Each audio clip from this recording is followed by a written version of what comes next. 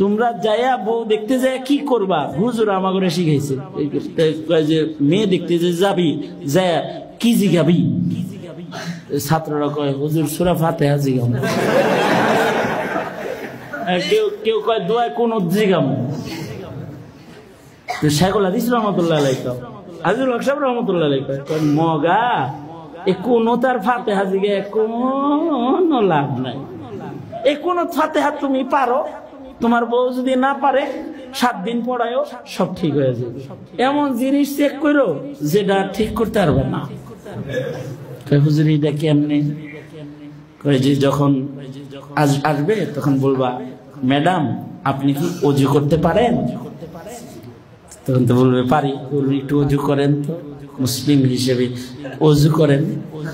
আমি ওযু করি, আপনি ওযু করেন, দরকার হয় ওযু করাইবা। লাভ কি হবে? ওযু যে জানে সে নামাজ পড়ে, যে নামাজ পড়ে সে গুনাহ করে না, গুনাহ ছাড়ে। আর সবচেয়ে বড় লাভ যেটা, মানুষ বড় দুষ্ট জাত, কালাদা সাদা হয়ে সামনে আসে, ওযু করার সাথে সাথে মেকআপ দিয়ে যাইব, আসল কালারটা দেখে হারাইবা, আসল কালারটা দেখে হারাইবা।